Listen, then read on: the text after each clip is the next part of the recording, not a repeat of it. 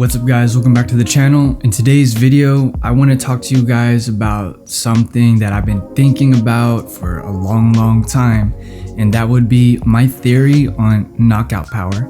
Oftentimes when you guys get into martial arts or some sort of combat sports, everybody, and I mean everybody, from coaches to teammates to friends to people who don't even know to just spectators, they're just gonna tell you, keep your hands up, bro. Dude, keep your hands up. Hands up, man, hands up. Me coming from a karate background, I've gotten this a lot as I've supplemented my training with like Muay Thai, boxing, kickboxing, MMA. So I tend to stand with like a lower guard, kind of like a long guard, and people will see my videos and they'll tell me, bro needs to keep his hands up, or like, he's gonna learn the hard way. This guy is just like technically unsound and he's gonna get knocked out. His hands aren't up. That's like, over the years doing this YouTube channel, that's one of the top comments I've gotten over the years. Bro needs to keep his hands up. And I understand. I mean, they're just saying what they've been told. They're just basically regurgitating, you know, what they've been told without even really doing much thought about it. There's a coach in the UFC called Trevor Whitman. He trains Rose Namajunas, Kamaru Usman, and I remember him saying to Kamaru, the former middleweight champ, shoulders down, shoulders down. So when they show Kamaru like shadow boxing or those embedded UFC series where he's just training, Coach Trevor Whitman would reiterate shoulders down, shoulders down.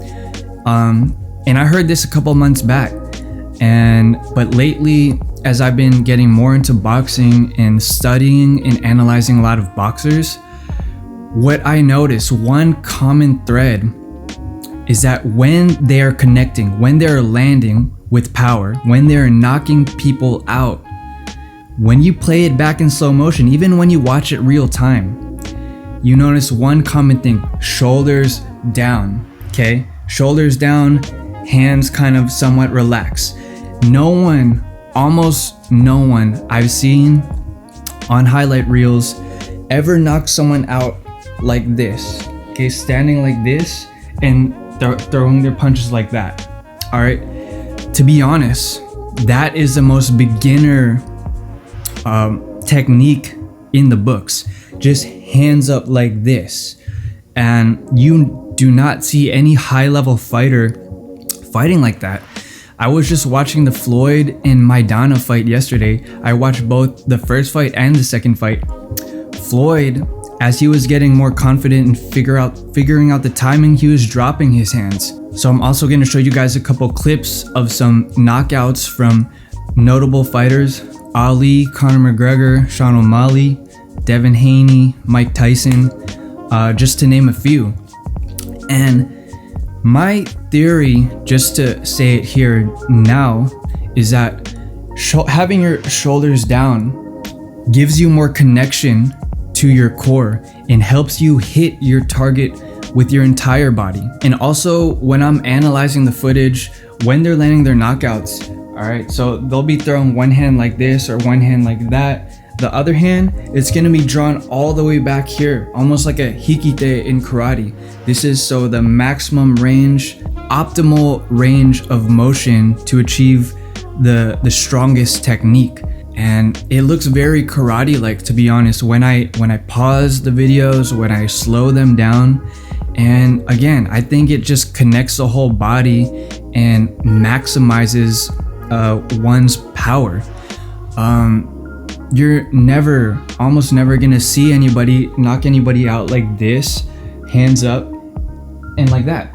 So I want you guys to try this. Just keep your hands up like they tell you to in boxing or martial arts, and then just try to hit the bag or a mitt, or, you know, just try to knock someone out if you're sparring like this, okay? I mean, you can go short power from here, but it's rare that you will achieve knockout power. And if you look at my shoulder, it's disjointed, it's unconnected when I'm up and tight, okay? When I'm shoulders down, I'm settled in and I'm grounded to the floor. so I can really sit down on my techniques. Floyd Mayweather's team, they always say it: sit down on the punch, sit down on the hook, sit down on the technique. All right, and that is to help you get grounded. And this is a principle that we train so much in karate. So at the end of the day, I just feel like, you know, my karate training is hand in hand with all my fuller combat fighting arts.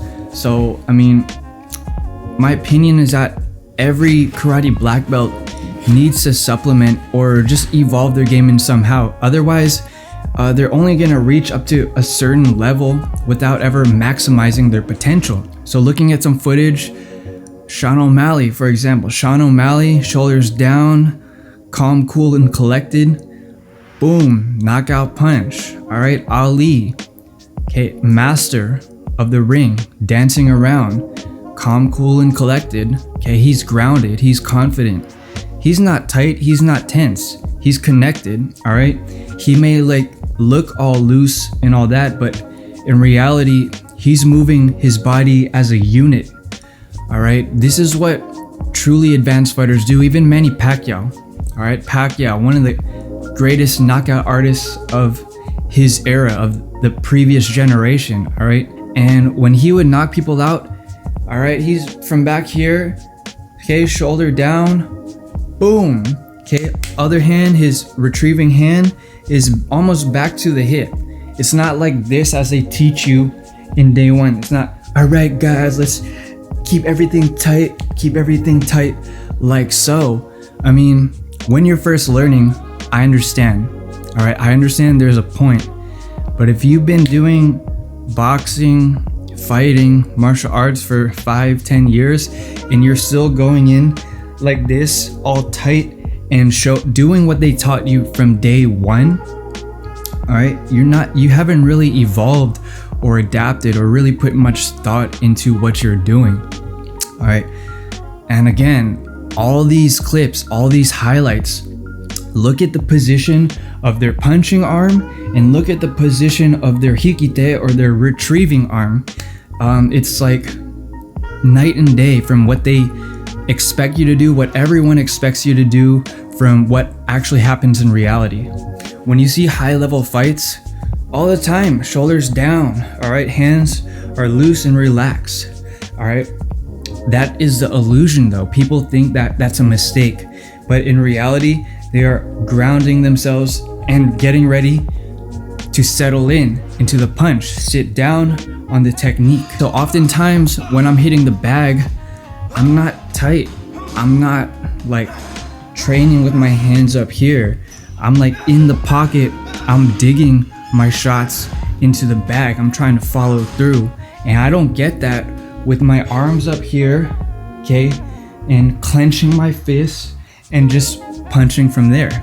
I might start with a tighter guard, but eventually as I loosen up and I'm finding the openings, I'm going to loosen up a little bit, keep my shots tight, but I'm going to stay grounded, all right? Once I see the opening, I'm not going to just arm punch. That's essentially what you're doing if you have your arms up, okay? Hands up like that. You're arm punching. You're just punching with your extremity. Now the thing is, when you have your arms up like this is not necessarily a bad position. It is great for defense, all right? If you're shelling up, if you're into a defensive mode, if someone is swarming on you, this is it's your base, all right? That's 101, all right? Hands up, shell up, tighten up. But you don't knock anyone out from this defensive position, all right? Keep that in mind. If you want the real power, you have to learn how to be confident with your shoulders down and then integrate your whole body into the fight rather than just fighting defensively, all right? Keep those things in mind, and I hope that kind of shifts many of you guys out there, your perspective on, you know, keeping your hands up versus low, or where to position your hands in a fight. I did the research. There's the clips over there. You see all the knockouts you see the one thing in common, all right? Whether you're born with the knockout power or not, all those fighters right there, shoulders down, retrieving hand nearly all the way back, all right? They're never up here. Keep that in mind. Try some of these ideas out, or think about them at the very least. And I'll see you all in the next video. Peace.